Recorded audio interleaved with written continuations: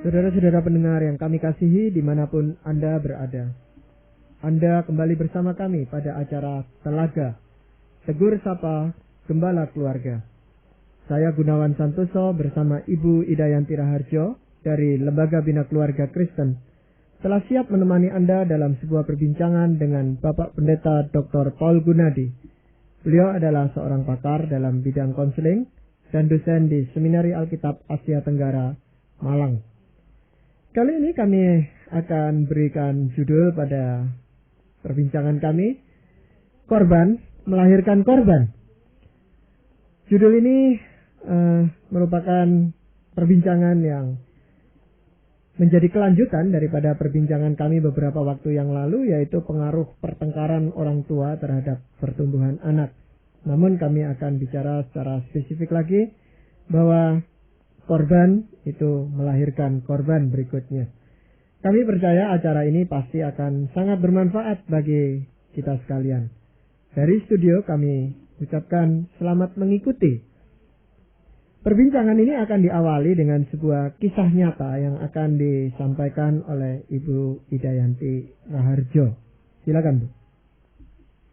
Pak Paul dan Pak Gunawan, saya ini pernah menemui sebuah keluarga di mana sang suami itu suka bertengkar dengan istrinya. Dan jika bertengkar, dia itu suka menghakimi istrinya. Dan itu dilakukan di hadapan anak-anaknya. Kemudian setelah anak ini dewasa, dia mulai meniru atau mencontoh sikap daripada ayahnya. Dan dia juga suka marah. Dan yang saya heran tuh, si anak ini kalau marah dengan ibunya suka menghakimi, persis seperti ayahnya menghakimi ibunya. Jadi si ibu ini seolah-olah sudah kehilangan wibawa di hadapan anak-anaknya. Jadi korban gitu, Pak Paul. Itu bagaimana, Pak Paul? Tepat sekali seperti ungkapan lingkaran setan ya, Bu Ida. Sebab lingkaran setan sebetulnya mengandung arti suatu kesinambungan yang jahat ya. Itu yang tadi Ibu Ida katakan sering kali terjadi dalam keluarga-keluarga yang tidak harmonis, yang penuh dengan kekerasan atau pertengkaran. Anak-anak yang dibesarkan dalam rumah tangga seperti itu sebetulnya dalam hati berjanji tidak mau menjadi seperti orang tua mereka. Tapi yang acap kali terjadi adalah mereka menjadi seperti orang tua yang mereka tidak sukai itu. Mereka mengulang perbuatan dan tindakan yang mereka waktu masih kecil sangat membencinya. Tapi seolah-olah cengkeraman itu sudah begitu masuk ke dalam hidup mereka, sehingga waktu mereka sudah dewasa, mereka akhirnya menjadi tiruan langsung dari orang tua mereka. Itu Bu Ida, anak itu adalah anak laki-laki gitu? Perempuan. Perempuan? Iya. Justru anak laki-lakinya enggak. Sayang kepada ibunya. Usianya kira-kira anaknya? Anaknya remaja gitu. Remaja, tapi sekarang sudah menikah. Sekarang sudah menikah. Ya, itu kok bisa mencontoh ayahnya, Pak ya? Nah, biasanya anak perempuan. Tadi saya pikir anak laki-laki gitu, Pak ya. Itu kan anak perempuan ya. Tetapi kok bisa mencontoh sikap ayahnya yang begitu keras terhadap istrinya gitu. Dalam hal ini memang bergantung pada proses identifikasi. Siapa yang diidentifikasi oleh si anak itu. Yang saya maksud dengan identifikasi adalah si anak menempatkan dirinya di pihak siapa. Nah, dalam contoh tadi, si anak wanita menempatkan dirinya di pihak si papa. Mungkin nih ya, yang terjadi adalah si anak wanita memiliki cukup banyak kesamaan dengan si papa. Contoh, kalau si anak itu cukup rasional, dan si papa juga cenderung orang yang sangat rasional. Nah, sedangkan si mama orang yang lumayan emosional, kurang rasional. Nah, otomatis kesamaan ini mendekatkan mereka. Dan si anak lebih bisa mengerti si papa. Papa marah karena mama itu kok tidak ngerti-ngerti misalnya. Papa marah karena mama itu lemah, terlalu mudah dipengaruhi oleh emosinya. Jadi yang lebih bisa mengerti adalah si anak wanita ini. Sehingga dia seolah-olah membenarkan tindakan si papa kepada si mama. Dan ini yang sebetulnya lebih berbahaya, si anak pun akhirnya mengakui kelemahan si mama. Bahwa si mama itu seharusnya tidak demikian. Nah, karena si mama seperti itu lemah, seolah-olah sudah selayaknya lah menerima ganjaran-ganjaran itu. Nah, jadi akhirnya memang si anak mengikuti jejak si papa karena apa? Tidak tahan juga dengan sikap si mama yang misalnya emosional. Si papa tidak tahan dengan si mama yang emosional. Lama-kelamaan si anak pun yang lebih mirip dengan si papa ini juga merasa tidak tahan dengan mamanya. Jadi akhirnya kebenciannya mulai tumbuh juga terhadap si mama. Dalam hal ini yang jadi korban kan mama itu tadi. Betul. Nah, ini bagaimana Pak Po untuk memperbaiki hubungan ini? Karena saya tahu rasanya itu enggak, komunikasi kedua orang antara anak dan ibu ini tidak pernah pas gitu. Setiap ibunya punya ide selalu ditolak. Itu yang. Jadi si ibu itu dulu harus menghadapi si ayah, sekarang harus menghadapi si anak. Jadi diteruskan satu generasi selanjutnya. Tapi kalau tadi kita bicara Pak Pol ya, bahwa itu korban melahirkan korban gitu ya. Apakah tidak mungkin bahwa ibu itu yang sekarang kita lihat, yang tadi Bu Ida ceritakan, itu yang menjadi korban. Apakah tidak mungkin bahwa orang tua si ibu ini dulu juga mengalami hal yang sama gitu? Sangat mungkin. Sangat mungkin. Sangat mungkin. Sebab si anak wanita ini yang tadi sekarang jadi ibu ini, yang sekarang nanti kalau jadi ibu, dia akan cenderung juga begitu. Misalkan dengan suaminya atau dengan anaknya, dia cenderung sangat reaktif sekali dan mudah sekali marah terhadap hal-hal yang tidak bisa dia toleransi. Berarti pertengkaran orang tua itu akan punya pengaruh pada hubungan atau relasi seseorang gitu. Tepat sekali Pak Gunawan. Jadi anak-anak yang dibesarkan dalam rumah yang syarat dengan pertengkaran akan mengalami gangguan dalam hubungannya dengan orang lain. Nah, pada kesempatan yang lalu kita bicara tentang kurangnya rasa percaya dia, was-wasnya dia terhadap orang lain. Nah, ada dua kecenderungan ya, Bu Ida dan Pak Gunawan. Kecenderungan pertama adalah si anak ini menjadi anak yang berusaha menguasai keadaan. Jadi mengontrol semuanya. Yang kedua kebalikannya, anak ini menjadi anak yang bergantung pada orang lain. Nah, seolah-olah kan ini dua sifat yang bertolak belakang. Tapi sesungguhnya muncul dari satu sumber yang sama. Yaitu dia adalah anak yang penuh ketakutan. Karena pertengkaran orang tua itu membuat dia tegang dan takut. Nah, orang tidak bisa hidup dalam ketakutan terus-menerus. Akhirnya yang dia lakukan adalah dia mencoba untuk menguasai ketakutannya itu. Nah, ada dua cara untuk menguasai ketakutan. Yang pertama, tadi saya singgung, menguasai keadaan, sehingga keadaan itu selalu bisa dia kendalikan. Karena dalam keadaan yang tak terkendali, kita merasa lebih tegang, lebih takut. Nah, orang seperti ini ya sukar sekali berelasi dengan orang lain, karena kecenderungannya menguasai orang lain juga. Sehingga reaksi orang akan seperti yang dia inginkan. Kalau tidak seperti yang dia inginkan, maka dia bisa marah dan sebagainya. Atau kebalikannya, dia menjadi orang yang luar biasa lemahnya, selalu menyajikan diri yang lemah, yang perlu dilindungi. Nah, akhirnya dia menggelendot dah.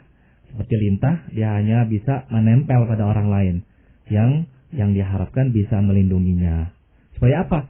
Supaya dia tenang. Jadi sekali lagi sumbernya sama, yaitu dia takut, dia tegang, dan dia sangat membutuhkan keamanan. Tadi Pak Paul katakan memang itu seperti lingkaran setan Pak Paul ya. Tapi kan kita dengan pertolongan Tuhan pasti itu ya, mau mencoba untuk memutuskan lingkaran itu supaya berhenti proses ini gitu loh, tidak berkelanjutan. Nah, tentunya dalam hal ini kan kita lebih condong untuk menolong si anak gitu Pak Paul. Betul. Ya kalau orang tuanya mungkin ya katakan lebih susah Pak Paul ya. Nah, seandainya kita mau menolong si anak yang mengalami kondisi keluarga seperti itu, hal-hal apa Pak Paul yang bisa kita lakukan terhadap anak itu? Pertama-tama adalah si anak ini perlu diberikan wadah atau kesempatan agar ia bisa mengekspresikan perasaan-perasaannya. Nah, ini biasanya dilakukan melalui proses terapi ya, yang lebih terkendali dan juga berkesinambungan. Jadi maksudnya adalah si anak menyimpan banyak perasaan-perasaan, baik itu kebencian, kemarahan, ketakutan, ketegangan. Nah, masalahnya adalah dalam rumah tangga dia tidak berkesempatan mengutarakannya. Karena apa ya? Siapa yang mau dengar? Orang tua sudah sibuk dengan problem mereka sendiri. Jadi si anak akhirnya ya terpaksa menyimpan, memendam semuanya. Oleh sebab itulah kalau dia memang mempunyai karakter yang agak keras, sewaktu anak ini remaja, dia akhirnya melampiaskannya di luar. Dia berkelahi, dia memukul, dan sebagainya. Tapi kan tadi Pak Paul juga katakan bahwa anak yang mengalami problem seperti ini sulit sekali untuk mengekspresikan emosinya. Betul. Nah, bagaimana kita menolong anak ini, Pak Paul? Nah, yang bisa dilakukan adalah memang dalam terapi kita mengajak dia berbicara. Kalau usianya masih relatif kecil, ya bisa digunakan terapi permainan. Misalnya melalui kreativitas menggambar. Nah, dari gambar, dari karya tangannya, anak mulai mencetuskan perasaan-perasaannya. Misalkan dia menggambar ibu yang besar, ayah yang kecil. Nah, terus ditanya oleh si terapis, kenapa kok gambar ibumu begitu besar?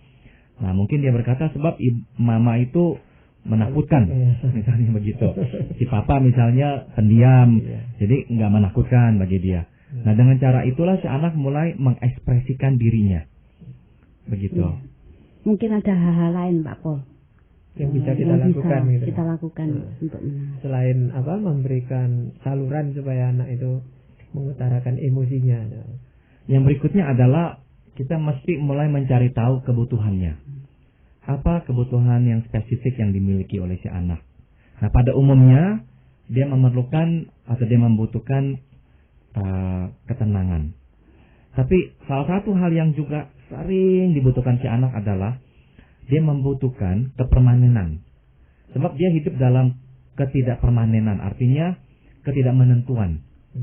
Begitu sering orang tuanya meledak tanpa dia bisa duga. Nah, dia perlu hidup dalam rumah yang bisa dia duga. Nah, jadi kita tahu bahwa anak ini membutuhkan kepermanenan. Nah, misalkan kita adalah penolong bagi si anak itu. Kita bisa memperhatikan kata-kata kita. Kalau kita berjanji, kita tepati. Kalau kita berkata minggu depan jam berapa kita ketemu, ya kita datang pada jam yang sudah kita janjikan. Jadi kekonsistenan kita itu membawa dia masuk ke dalam alam yang dia inginkan, yaitu adanya kepermanenan, keteraturan, sesuatu bisa diduga. Nah, itu menolong dia untuk hidup dalam dunia atau alam yang berbeda, sehingga dia belajar untuk menyesuaikan diri dengan hidup yang seperti itu. Kebutuhan lainnya yang biasanya dimiliki oleh anak yang seperti ini adalah dia sebetulnya sangat membutuhkan melihat figur orang tua, hubungan suami istri yang baik. Karena kalau tidak, dia nanti setelah menikah, dia akan mempunyai suatu bayang-bayang bahwa dia pun nanti akan seperti orang tuanya. Tidak bisa tidak, bayang-bayang itu akan menghantuinya. Berpuluhan tahun dia hidup dengan ayah ibu yang terus tidak rukun. Harapan bahwa dia akan rukun nanti dengan istri, itu mudah sekali pupus tatkala mereka misalkan mulai bertengkar. Nah, bagi pasangannya pertengkaran itu biasa, tapi bagi dia yang nggak pernah mau bertengkar karena mau mempunyai hidup yang sekarang berbeda dari hidup orang tuanya, dia kaget sewaktu dia bertengkar dengan si istri misalnya. Jadi dia tidak bisa lagi mentoleransi, kok saya bisa bertengkar, tidak seharusnya saya bertengkar. Nah, anak ini perlu untuk melihat hubungan yang baik itu seperti apa. Nah, hubungan yang baik itu tidak berarti bebas dari konflik, tapi pencetusan konfliknya adalah dengan yang baik. Nah, dengan kata lain, anak akhirnya perlu belajar untuk mengutarakan amarahnya dengan baik dan menerima reaksi marahnya itu juga dengan lebih wajar. Kebutuhan tentang kasih sayang juga, itu kebutuhan yang mutlak diperlukan. Orang tua yang sibuk berkelahi, tidak bisa tidak, kurang memperhatikan kepentingan anak, kurang melihat perasaan anak, karena mereka pun sudah dirundung oleh masalah. Begitu. Bahkan mungkin juga mudah marah terhadap anak-anak ya Pak. Betul sekali. Mudah sekali marah karena ya sudah banyak kekesalan dalam hidupnya, jadi tidak bisa lagi diganggu oleh si anak. Betul. Nah, itu kalau begitu langkah yang berikut tadi yang Pak Paul katakan itu lebih sulit dari yang pertama tadi. Kalau yang pertama tadi mungkin dia bisa diasingkan sejenak untuk mengutarakan emosinya. Tapi yang ke berikutnya Pak Paul ya, itu kan bersangkutan langsung dengan orang tuanya. Betul. Maksudnya sekalipun dia sudah dibekali dan sebagainya, sudah diminta untuk mengutarakan emosinya, sampai di rumah dia menjumpai orang tuanya bertengkar lagi. Betul. Nah, apakah anak ini harus diasingkan gitu Pak Paul? Maksud Pak Paul? Kalau diasingkan ya kita harus memastikan ada rumah tangga yang memang bisa menyediakan suasana yang sangat baik ya. Tapi ini yang saya temukan Pak Gunawan, Ibu Ida. Bahkan anak-anak seperti ini ya, yang terus-menerus melihat pertengkaran orang tua, mereka tidak mau dipisah dari orang tua. Iya. Itulah yang sering terjadi. Tetap ikatan batinnya antara anak dan orang tua begitu kuat. Akibatnya meskipun hidup tidak bahagia di rumah, tapi tetap rumah lebih bahagia daripada di luar rumah. Berarti sebenarnya kalau memang kita mau menolong anak itu tidak bisa melepaskan orang tuanya Pak Paul ya. Jadi harus katakan ditolong juga gitu untuk mengurangi frekuensi pertengkaran mereka. Betul. Nah ini yang sulit yang sulit karena seringkali orang tua menolak ya untuk ditolong. Kita juga perlu melihat ini Pak Gunawan dan Ibu Ida. Dalam relasinya dia sekarang ya dengan orang-orang lain, siapa yang berfungsi menjadi pemenuh kebutuhannya? Nah ini kenapa perlu disadari oleh dia? Karena tadi kita sudah bicara ya, Ibu Ida sudah memaparkan contoh yang begitu relevan.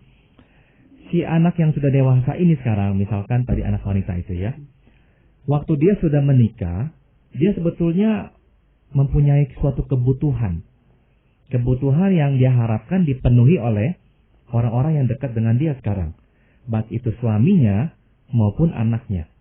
Jadi misalkan ya, saya tidak tahu kasus ini, tapi misalkan dia tidak bisa mentoleransi kehidupan mamanya yang terlalu emosional. Nah, waktu dia nanti sudah menikah, dia akan menuntut orang rumahnya, baik itu suami maupun anak-anaknya, menjadi orang-orang yang relatif tidak beremosi. Jadi artinya apa? Dia sukar menoleransi kenaikan emosi atau turun naiknya emosi, baik itu di pihak suami maupun anak. Satu. Kedua, dia juga akan menuntut supaya orang-orang rumahnya bersumbangsi menenangkan dia, sehingga dia sendiri tidak harus beremosi turun naik. Jadi bukan saja dia mau melihat orang-orang di rumahnya itu relatif tenang, tidak beremosi, dia pun menuntut orang rumahnya menyediakan itu untuk dia. Sebab sebetulnya dianya sendiri juga karena lahir dari rumah tangga yang penuh pertengkaran, seharusnya dia itu mudah tegang, mudah beremosi.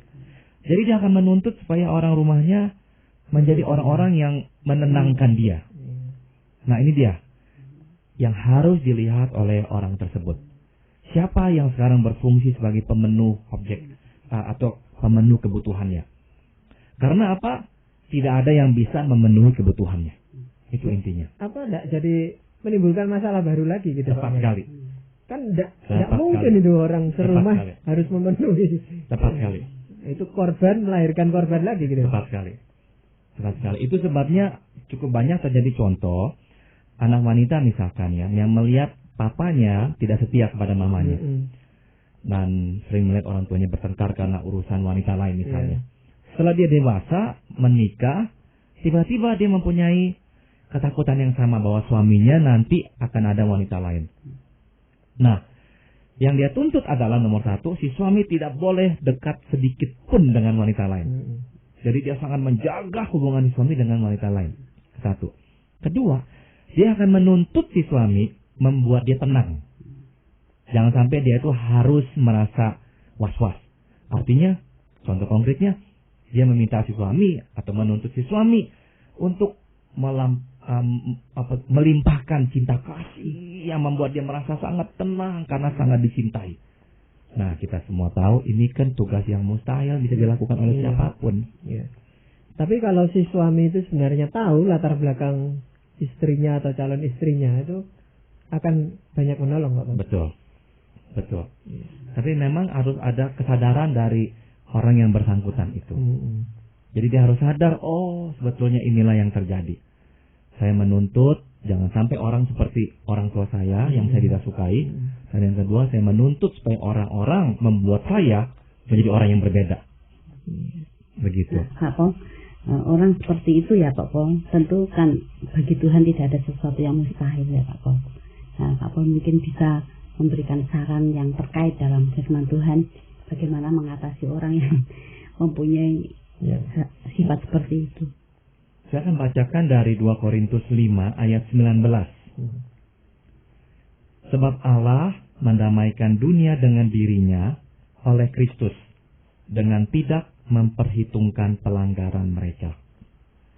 Waktu saya membaca bagian belakang dari ayat ini, hati saya penuh dengan pengucapan syukur, Bu Ida. Yaitu Allah tidak memperhitungkan pelanggaran kita. Nah, setiap kita ini, apalagi yang dirundung oleh masalah yang tadi kita bicarakan, kita tahu kita adalah orang yang penuh pelanggaran. Nah, biarlah firman Tuhan mendamaikan, menenangkan kita, bahwa Allah nggak memperhitungkan pelanggaran kita. Jadi artinya apa? Yang sudah ya sudah, ya kita coba hidup yang baru. Kita, Tapi mungkin langkah yang awal yang bisa kita lakukan sesuai itu tadi, ada kita berdamai dulu dengan Allah itu Pak ya. Tepat sekali. Kita akan berdamai dengan diri kita sendiri dan kita Dengan akan orang lain. berdamai dengan orang lain. Betul. Dan memang Alkitab menegaskan kita hanya bisa didamaikan dengan Allah melalui Kristus Yesus. Dia adalah penebus semua hukuman dosa kita. Sehingga melalui Tuhan Yesuslah kita didamaikan ya. Dan kalau kita sudah damai dengan Allah, kita memang lebih mudah damai dengan diri sendiri dan dengan orang lain pula. Hanya dengan itu saya rasa yang tadi kita sebut sebagai lingkaran setan itu akan berhenti gitu Pak Pol ya. Betul. Ya. Betul. Ya. Jadi demikianlah tadi para pendengar yang kami kasihi, bahwa sekalipun pada umumnya korban melahirkan korban, tetapi kita tahu bahwa di dalam Tuhan, di dalam kita percaya kepada Tuhan Yesus, ada sesuatu pengharapan yang memungkinkan kita keluar dari lingkaran setan itu dan tidak perlu menjadi korban-korban berikutnya. Itulah sebuah perbincangan tentang pengaruh pertengkaran orang tua terhadap pertumbuhan anak dan juga kehidupan kita selanjutnya bersama Bapak Pendeta Dr. Paul Gunadi dalam acara Telaga, Tegur Sapa Gembala Keluarga. Kalau Anda berminat untuk melanjutkan acara Tegur Sapa ini, kami mempersilahkan Anda menghubungi kami lewat surat. Alamatkan surat Anda ke Lembaga Bina Keluarga Kristen atau LBKK, Jalan Cimanuk nomor 58, Malang. Pada kesempatan ini kami juga mengucapkan banyak terima kasih untuk semua surat-surat yang ditujukan kepada kami. Namun, saran-saran, pertanyaan, serta tanggapan Anda masih sangat kami nantikan. Dan dari studio, kami mengucapkan sampai jumpa pada acara Telaga yang akan datang.